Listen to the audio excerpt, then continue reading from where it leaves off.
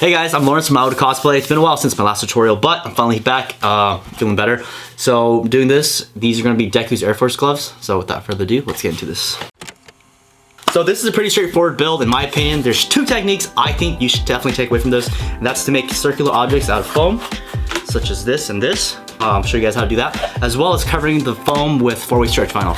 Okay, so another thing you need to know when making a cylinder is you need to determine the thickness in which you use to make the circumference of the cylinder, and if that doesn't make sense to you, I'll explain what that means in the next video, so stay tuned for that one. But in this case, I'm using 6mm, that's what I'm making right here. So this rectangle you see me tracing here is already calculated. Once you're done tracing the pattern onto the 6mm foam, you should have something that looks like this. Here, I'm using a technique I saw on Instagram. I think I'll put his handle right here. Super cool tip. Basically, it's beveling the seam edges.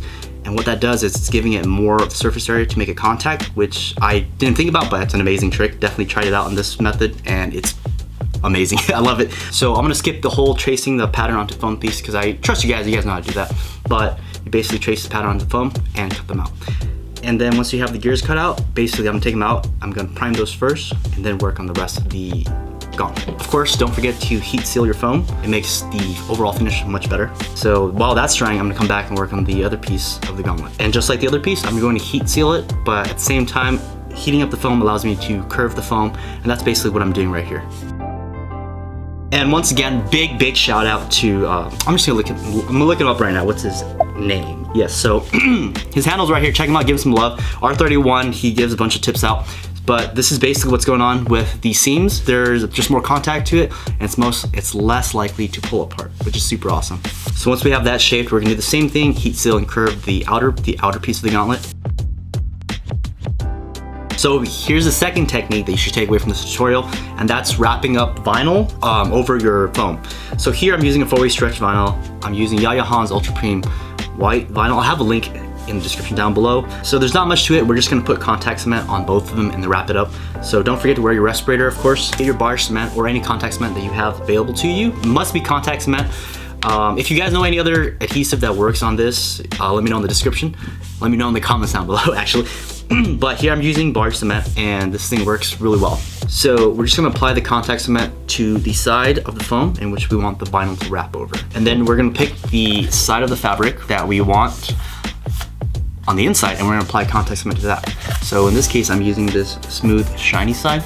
So I put the contact cement on the matte side of the fabric. Also, something I've learned when wrapping 4-way stretch vinyl over foam is usually 2 coats works the best, so that's basically what I'm doing here. Also, one thing about contact cement is it takes a while to dry, but here's a cool tip I found from Evil Ted. You can actually use the blow dryer, not a heat gun, to speed up the process. Make sure you don't overheat it because it does begin to bubble up, and that doesn't look good. And if it bubbles up on the foam or the adhesive, you will see it when you wrap the vinyl over it. So like you can see here, there's excess, and we're just gonna carefully come to the edge of the foam and trim off the excess. Now do that to both sides of the end of the seams, because remember, we want to get these seams together and flush, so that's what I'm doing right here. And of course, you want to make sure the bevel edge is exposed, because that's basically the area in which the 2 seams will come into contact. So once you trim off the excess on both of the seam ends, we should have something that looks like this. And basically what we're doing now is applying contact cement to the flaps, if you will, and we're basically wrapping up the whole piece, the whole foam up in vinyl. And of course, we're gonna do the same thing to the outer piece of the gauntlet. So we're just gonna apply contact cement to the side that we want to wrap, and then do the same thing to the vinyl.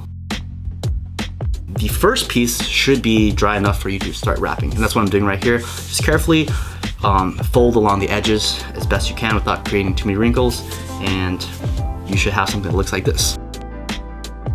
And I know the back looks super messy, but they're not gonna see it because it's gonna be inside your hand, so no one's gonna see it, you know? So hopefully you guys get the idea. We're gonna do the same thing to the outer gauntlet, and that's what I'm doing right here.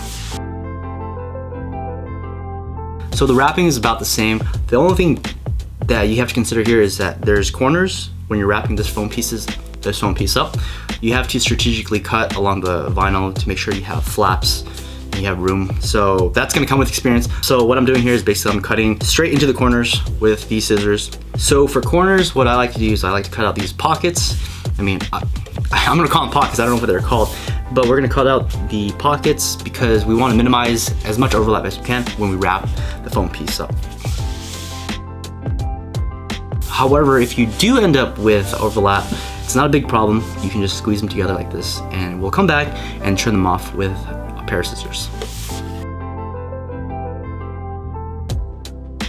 So that's how you wrap foam up in vinyl. And it's pretty straightforward, it's a cool technique. Hopefully you guys learn something and do something cool with that. But now to the next part. The next thing we need to do is make the cylinder. However, this end cap piece sits inside the cylinder. It's not flushed, as you guys can see.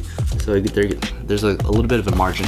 So what I'm gonna do here is I'm gonna use a 1/4 inch spacer and create a guide along the cylindrical strip. Once I have the guide, I'm gonna apply contact mat to the inside of that guideline, and then I'm gonna apply contact mat to the edge of the end cap as well. So that's what I'm doing right here. And like before, I'm just gonna speed up the contact cement drying time with the blow dryer. Oh, and I almost forgot, don't forget to apply contact cement to the bevel edge of the seams. So once the contact cement is dry and tacky to a touch, we're just gonna go ahead and line up the edge of the end cap to the guide, like so, and then put the other end cap on to the guide as well, and we're gonna begin to wrap it by rolling it like so. So this part can be a little tricky, but just take your time with this and follow the guidelines that you made as best you can. So as you get towards the end of the seam, what I like to do is I like to kind of tuck the bevel edges together and create the seam contact, and then flush out the rest of the cylinder.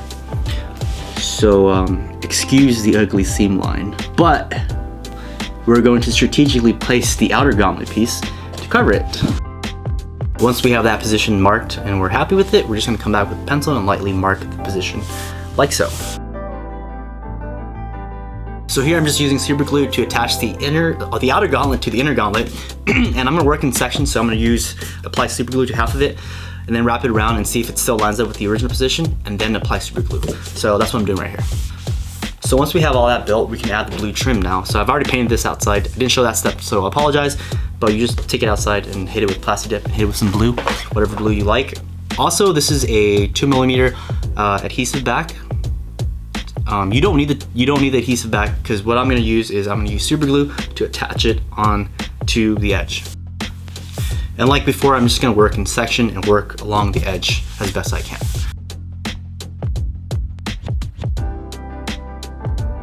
So once we have the trim on, the next thing we need to add are the gears. So if you made the gears out of white foam, you can skip this step. But since I used black, I need to paint the edge of the gears because they're black.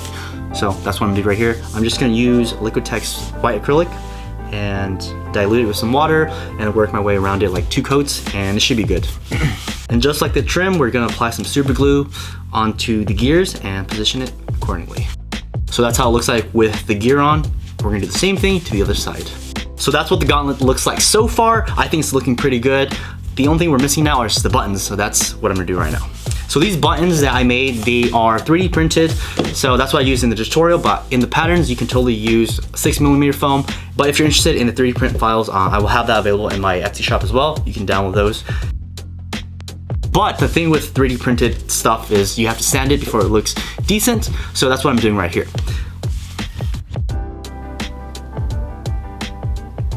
Okay, so once you're done sanding it, you can finally hit it with some filler primer and then the color you want. So that's basically what I have right here.